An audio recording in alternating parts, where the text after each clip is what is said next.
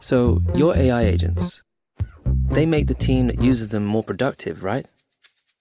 But if they aren't connected to other agents, or your data, or your existing workflows, how productive can they really make your teams?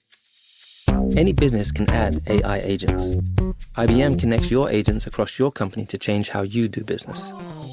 Let's create smarter business. IBM.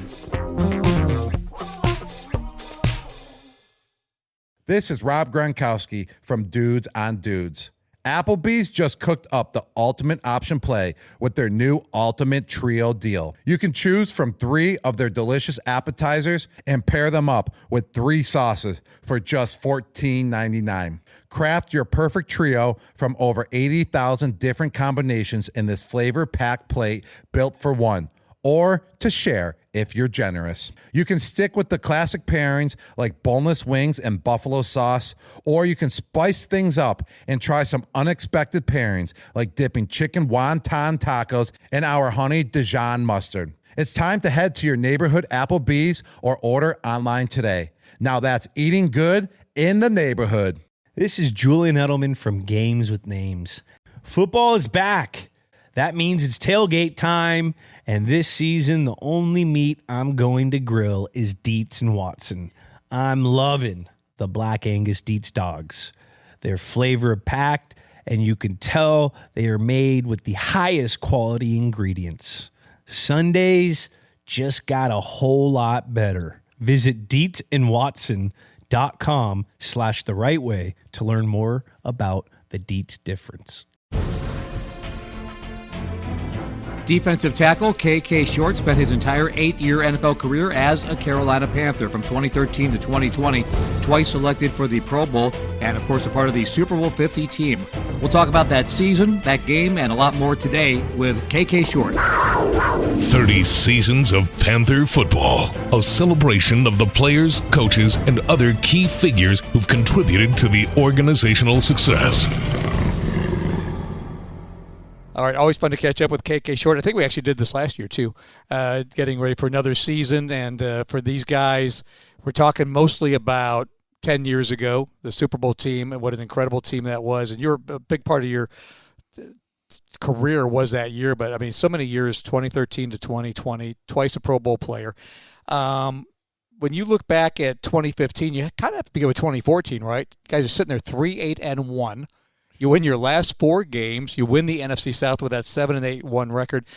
Take us back to that time, because you're in Minnesota. You guys get beat pretty handily on a freezing cold day there. I mean, you almost had to feel like your coach might be losing his job, let alone the fact that you guys would be going to the Super Bowl the next year after that. That was a terrible game, honestly. And just from the standpoint of the weather, how we went out there and played, and everything that we did wrong, they capitalized on. So I think that game just took us to where we know what we needed to do, and we can't, let these mistakes hunt us, because, man, they had everything going for themselves over there in Minnesota. So, not to think about the weather or whatever, we're in a whole different environment, but just that game in general, how it went for them, it was like probably one of their best games, and we just flat out came out flat. What clicked over the next 5 games, counting the playoff win, that wasn't there at 3-8-1?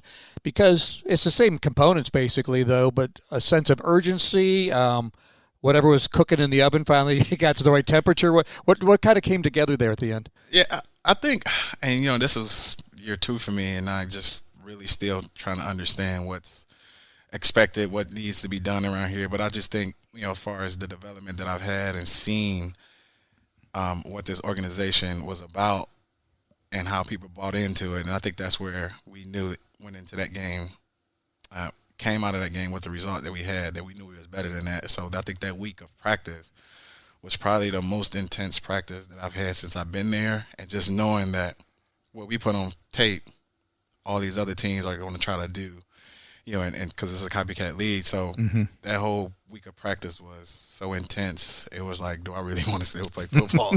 Just because of how hard and intense it was. And just Coach Ron Rivera was just telling us, just be in the moment and understand that this is what you guys done. You got to be prepared for other people to try to do it as well. So I think that week we just took it as, we can't let that happen to us no more, and we had a different identity, a different team than what we was last week. It's funny you word it that way because Dwan Edwards walking by while I'm talking to you. We talked to Dwan, and that 2015 was his final season. Super Bowl was his final game. He talked about the Minnesota game and heading into the week you just talked about, and he was thinking, I may just retire now. He said, this isn't going anywhere. I'm thinking about where I'm going on vacation and what I'm going to do with the rest of my life. So to think about that, and then you get into 2015 and you start out 14-0 on your way to going 17-1 heading into that Super Bowl. I mean, obviously you guys earned every bit of that, but were you kind of, as you look back at it, maybe from a distance now, even startled as you look back to say you won 18 regular season games in a row? It's something that you don't think about. I mean, obviously the goal is to make it to playoff. That's goal number one. Then goal number two is to get to the championship, and goal number three is to win. I think that we just went in blindly at that season, starting off with camp and how everything was going with camp. I didn't even practice during camp because I had a back injury, the whole Cam and Josh Norman. I think we found our identity without saying what's our identity, and everybody just bought into the process, worked together, and next thing you look up, we 7-0. So it's like, oh, we got a chance, but we can't jinx this. We need to keep our head down, keep doing what we need to do, and following the leaders around that team, and everybody's playing well. A lot of different minutia parts to talk about. I haven't talked to anybody about the fact that you all did lose to Atlanta, obviously week 15 of that season, and you knew at that point, obviously, your future is secured. You're going to be a top seed in the playoffs and so forth, so nothing lost with that. Was it disappointing, though, not to have the ability to go for that perfect season in that moment when you did lose to the Falcons? You never want to lose to the Falcons anyways, right? Exactly, man. The goal was to never lose against anybody, and we was having so much fun that I think that we needed a knock on the head just to understand that what we have and we can't take advantage of it. Did we want to lose that game? Heck no. Mm-hmm. And those guys came in and humbled us, and we took that. And our goal after that was let's let this be our last loss, and we need to go and make this fuel our fire, and we need to keep going. So I think that game helped us to become more hungry for the next couple games that we needed to play. So the week before that game was the Giants game, 38-35, Panthers win. That was the last of the winning streak there. And that game is mostly known for Jay No and Odell Beckham Jr. just going at it. They combined for 5 personal foul penalties in that game. That was a rugged, wild football game, wasn't it? It was, because we started off real good. And then those guys made a comeback. And, the whole incident with Josh and Odell, that was just trying to knock us off our pedestal where we're trying to get to. And, it got heated in between us and them, and mostly between Josh and Odell. But I think after that, Josh could have he understood more of what we had on that team, and he couldn't jeopardize himself to do that no more. So I think his passion and his ability to have the love for the game, it just took him out of that character. But, after that, he had a whole conversation with the team, and it was just, better after that. A little bit about your particular season in 2015. You were the Defensive Player of the Month in the NFC for October. You had 11 sacks in that season, which tied for the most of any defensive tackle, and you were surrounded by great players, so obviously I expect you to be complimentary about that goes. But for you, how did your game feel and where you were in your career at that moment? When you get to the league, Coach Washington, man, because he was on my tail heavy, since I got here.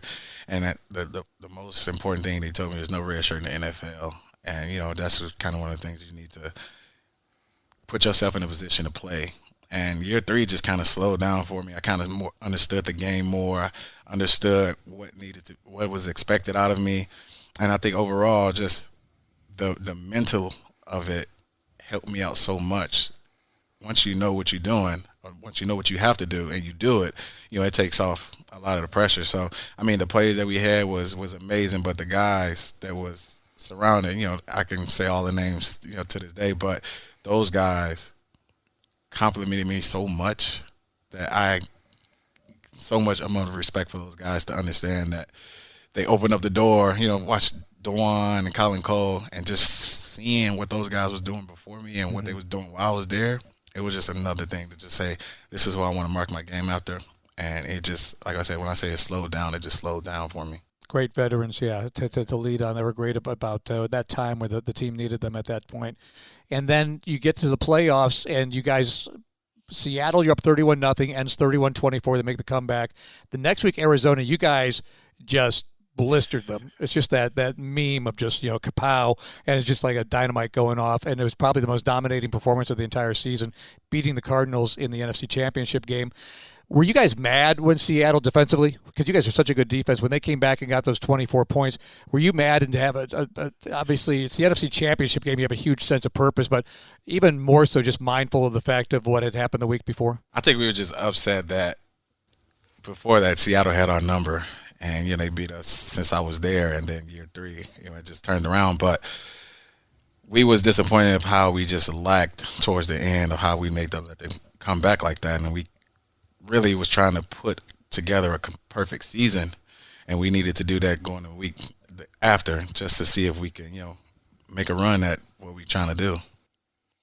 Super Bowl obviously is a disappointment, and it is what it is, as another coach would have said here at one point. And there are some very tangible turnovers, quarterback sacks, missed kicks. Everything kind of contributed from all 3 phases of the game.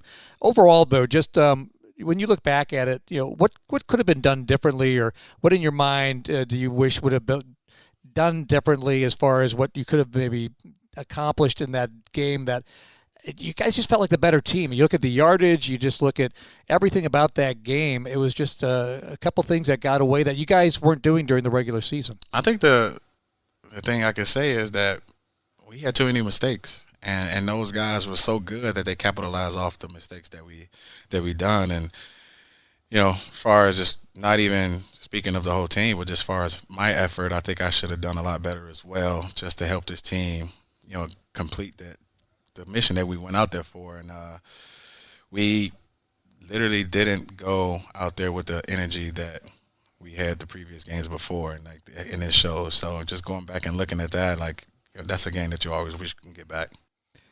Gets lost, but I'm sure not on you, was the fact that one of the great defensive performances in Super Bowl history was on your defensive line. Coney Ely, 3 sacks, forced a fumble, had an interception. And even though we were doing the broadcast, I had to vote on that, and they only accept whoever the team winner is as being the MVP. Coney Ely would have been the MVP if the Panthers had somehow won that game. Most definitely. I mean, his game, unbelievable. What he did in that game, his stats, the way he the way he prepared for that game, leading up to that game that week, it was only that he was going to have that type of game, and just to see him out there and just having a live view of it, it was awesome to see. He definitely would have got MVP. All right, well, here we are 10 years later. As you look back at that season, but honestly your career, a 2-time Pro Bowl player, I mentioned only a Carolina Panther in your career. What are the things that you kind of, when you're sitting in your easy chair on a Sunday not playing football, that you kind of makes you smile when you look back at your time with the Panthers? It was an unbelievable time, man. Whether it was good or bad, I think it was one of those ones that molded me into a better man and better person, to understand that life is a roller coaster. It's going to go up and down. It's just how you got to get off of it, and you got to figure it out. So I think that's where the life after football, trying to figure it out. Life during football, you got to figure it out. But at the end of the day, man, it's all about how you approach it. All right. Well, great to see you again, KK. Appreciate you. Thank you. Thank you. 30 seasons of Panther football. This is Rob Gronkowski from Dudes on Dudes. Applebee's just cooked up the ultimate option play with their new Ultimate Trio deal. You can choose from 3 of their delicious appetizers and pair them up with 3 sauces for just $14.99. Craft your perfect trio from over 80,000 different combinations in this flavor-packed plate built for one, or to share if you're generous. You can stick with the classic pairings like boneless wings and buffalo sauce, or you can spice things up and try some unexpected pairings like dipping chicken wonton tacos in our honey Dijon mustard. It's time to head to your neighborhood Applebee's or order online today. Now that's eating good in the neighborhood. Have you ever heard a story so unbelievable it just had to be true? Roofman is the jaw-dropping new film about Jeffrey Manchester, played by Channing Tatum, a man who becomes infamous for breaking into over 40 McDonald's through the roof, then secretly living inside a Toys R Us for 6 months. With humor, suspense, and heart, Roofman is a cat-and-mouse story that will keep you hooked until the very end. Don't miss Roofman, only in theaters October 10th.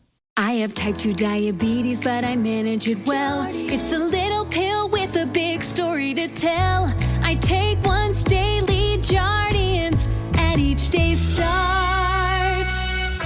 And for adults with type 2 diabetes and known heart disease, Jardiance can lower the risk of cardiovascular death, too. Prescription Jardiance empagliflozin tablets are used to lower blood sugar along with diet and exercise in adults with type 2 diabetes. Jardiance is not for use to lower blood sugar in people with type 1 diabetes and not for people with type 2 diabetes who have severe kidney disease. Serious side effects include increased ketones in blood or urine, which can be fatal. Stop Jardiance and call your doctor right away if you have nausea, vomiting, stomach pain, tiredness, trouble breathing, or increased ketones. Jardiance may cause dehydration that can suddenly worsen kidney function and make you feel dizzy, lightheaded, or weak upon standing. Genital yeast infections in men and women, urinary tract infections, low blood sugar, or a rare life-threatening bacterial infection between and around the anus and genitals can occur. Call your doctor right away if you have fever or feel weak or tired, and pain, tenderness, swelling, or redness in the genital area. Don't use if allergic to Jardiance. Stop use if you have a serious allergic reaction. Call your doctor if you have rash, swelling, difficulty breathing, or swallowing. You may have increased risk for lower limb loss. Call your doctor right away if you have new pain or tenderness, sores, ulcers, or infection in your legs or feet. To learn more about Jardiance 10 or 25 milligram tablets, ask your doctor. Visit Jardiance.com or call 1-888-968-6648.